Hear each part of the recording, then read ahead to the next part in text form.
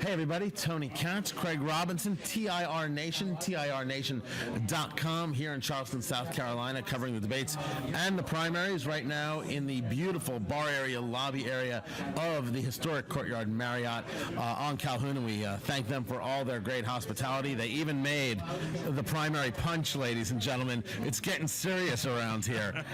Craig, I have been discussing on radio and in interviews that Monday was the debate for blood, but Thursday was the debate for lovey-dovey. It was about creating the uplifting America.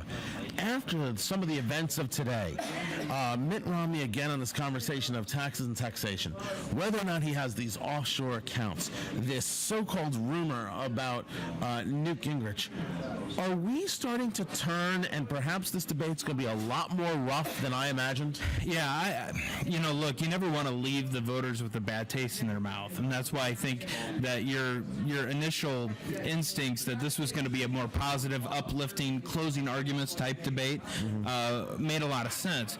But look, there's an awful lot on the line. I mean, if you're Newt Gingrich, if you're Rick Santorum, you got to win. I mean, you really need to try to win this thing, and I think that lends you to be more aggressive.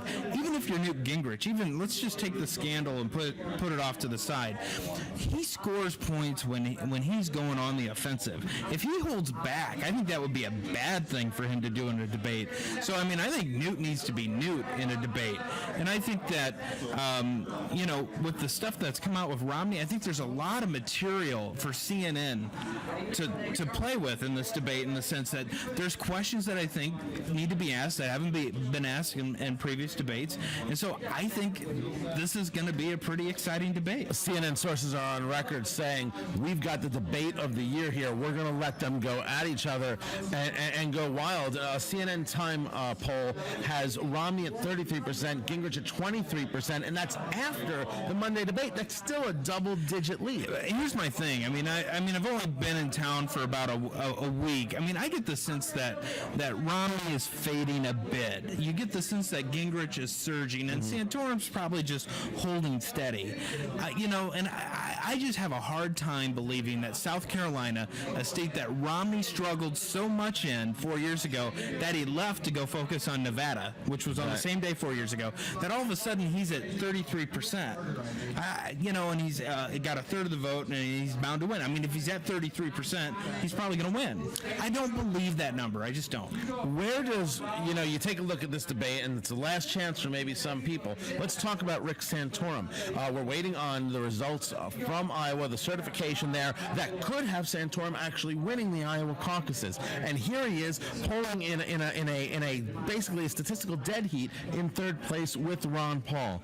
What does Rick Santorum have to do in this debate to be in the top three in order to move forward to Florida? And am I right in saying if he's 4 or 5, it's done? Yeah, I mean, look, there's a different dynamic in South Carolina for Rick Santorum that there was in Iowa. If you turn on your TV in Iowa, there was no anti-Santorum TV ads. In South Carolina, you can't watch TV without being hit by 1 or 2 different Santorum negative attacks. So that's why I think his numbers are stagnant a little bit. I think that he needs to use the debate, I think, to be aggressive. I think when he challenged Romney on Monday night, I think that was a good moment for him. But I think he needs to prove, again, he needs to do his closing argument. I'm the consistent, reliable conservative in this race. And I think if he has a good debate performance, he could move. If the scandal surrounding Gingrich is for real and something, and the most important thing to realize with the scandal, right, it's always something we don't know. If it's something we have never heard about, then I think it's really damaging. If it's something we do know, I think it's going to be blown off. But if it's something we don't know that we're going to be surprised by, I think that opens the door for a late Santorum surge, just kind of like we saw in Iowa. We talk Romney, we talk Gingrich, we talk Perry, we talk Santorum. Perry, by the way, 6% in this latest CNN poll. Ron Paul, does it matter to Ron Paul what position he comes in South Carolina? Isn't he moving on regardless of what happens? You know what? Every time I write, it doesn't matter if I'm doing debate analysis, race analysis. I mean, I feel like for the last 3 years, I've written about, expectations with Ron Ron Paul always starts with, well, he plays by his own rules. Nothing really applies to Ron Paul. I mean, his supporters are the most unique coalition of people supporting a candidate that you've seen, and so he doesn't have expectations, and so he's not going to get out of this race. It doesn't matter if he finished 6th, oh well. If he finished 3rd, great. If he finished ahead of that, awesome. I think he's doing a strategy like he had 4 years ago. There isn't, so the supporter is the supporter is the supporter. Does that mean that if he's unworried about where he finishes, how does he gain supporters? Like, how do people come to Ron Paul's side if he gets a 3rd place finish, if he isn't worried about the finish, if he has possibly written off South Carolina, he's going down to Florida? Well, I think people end up with Paul when they get frustrated with the field. I think that's how he attracts new and different support. And I think for Ron Paul, I think it's going to be interesting as the field narrows even more. If we get down to 3 or 4 candidates, then all of a sudden that 20%, that 25% that he's able to pull is a big number. And when you're I'd be curious to see what does a relatively neutral state in terms of political ideology, how does that go if it was Mitt Romney versus Ron Paul? I'd love to know.